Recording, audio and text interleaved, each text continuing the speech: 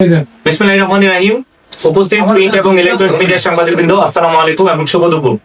RAB প্রতিষ্ঠা লগ্ন হতে বিভিন্ন অপরাধের সাথে সম্পৃক্ত অভিযুক্তদের দ্রুত আইনের আওতায় আনয়নের ক্ষেত্রে অগ্রণী ভূমিকা পালন করে আসছে। বাংলাদেশ আমার অহংকার এই মূলমন্ত্রে উজ্জীবিত হয়ে র্যাব 6 এর সকল সদস্য দেশ মাতৃকার সেবায় সর্বোচ্চ উৎসর্গ করার জন্য সদা প্রস্তুত রয়েছে।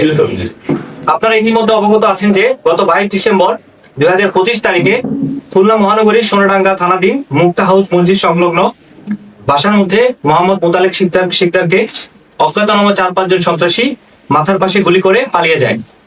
মুহূর্তে ঘটনাটি স্থানীয় জনগণের মনে ভীতি সঞ্চার করে এবং সকল প্রিন্ট এবং ইলেকট্রনিক মিডিয়ায় ব্যাপকভাবে প্রচারিত হয়। ফলশ্রুতিতে দেশবাসীর মনে ভীতি, শঙ্কা ও অনিরাপত্তার ছায়া ফেলে।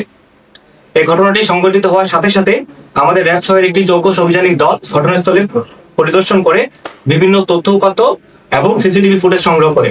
পরবর্তীতে পুলিশ এবং অন্যান্য আইন শৃঙ্খলা রক্ষাকারী বাহিনীর দেওয়া তথ্য মতে ও সিসিটিভি ফুটেজ ও ভিডিও ফুটেজ পর্যালোচনার মাধ্যমে আমরা প্রাথমিকভাবে কয়েকজন সন্দেহভাজন ব্যক্তিকে অভিযুক্ত হিসেবে চিহ্নিত করে আমাদের সন্দেহের তালিকায় রাখি এবং তাদের গ্রেফতারের লক্ষ্যে আমাদের ইন্টেলিজেন্স ইনভেস্টমেন্ট অব্যাহত রাখি।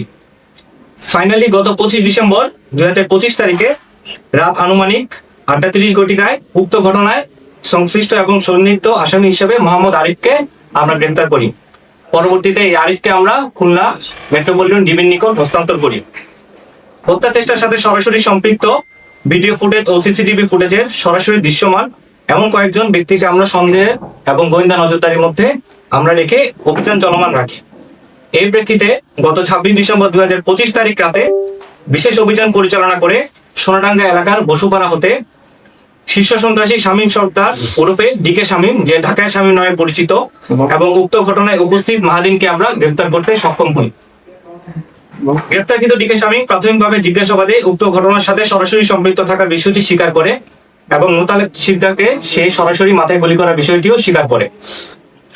গ্রেফতারকৃত ডিকে শামীমের দেওয়া তথ্য অনুযায়ী সকাল 7 ঘটিকায় ডিকে শামীম ও তার সহযোগী সহ 4-5 জনের একটি দল ঘটনাস্থলে পৌঁছায়।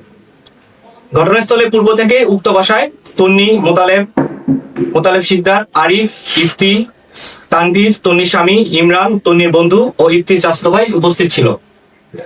অভিযুক্তের তথ্য মতে উক্ত বাসায় পূর্ব থেকে মাদকের ব্যবসা ও মাদক সরবরাহ করা হতো। সে মোতাবেক অভিযুক্ত ও তার দল মাদক সংগ্রহের জন্য উক্ত বাসায় তার সহযোগী সহ গমন করে। অভিযুক্ত ডিকে শামীম মোতালেবের নিকট হতে মাদক সংগ্রহের চেষ্টা চলাকালে চাহিদা মোতাবেক মাদক না পেয়ে আক্রোশবশত হয়ে তার সঙ্গে থাকা অস্ত্র দিয়ে মোতালেব শিকদারের মাথায় গুলি করে।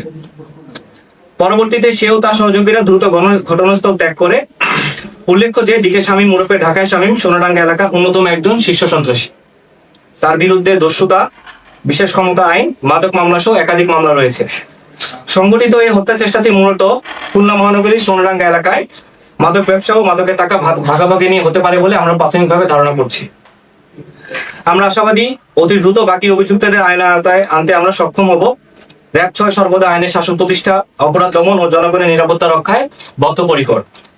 এই হত্যা চেষ্টা ঘটনায় রহস্য উন্মোচনে বিশেষ করে খুলনা মেট্রোপলিটন ডিবি এবং খুলনা মেট্রোপলিটনের জেলা পুলিশ এবং অন্যান্য আইন শৃঙ্খলা সংস্থাসমূহ যথেষ্ট সহায়তা পেয়েছি। আমি বিশ্বাস করি আইন শৃঙ্খলা রক্ষাকারী বাহিনীর সকলের সমন্বিত ও ঐকান্তিক প্রচেষ্টার মাধ্যমে আমরা পরবর্তী প্রজন্মের জন্য একটি নিরাপদ, উন্নত, সমৃদ্ধ দেশ উপহার দিয়ে যেতে পারবো। আপনাদের সকলকে অসংখ্য ধন্যবাদ।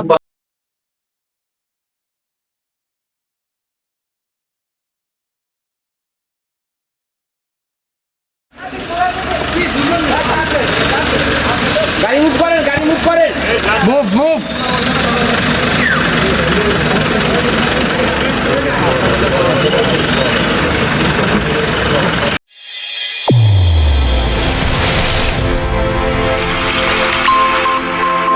চ্যানেল A1 হৃদয়ের স্পন্দন।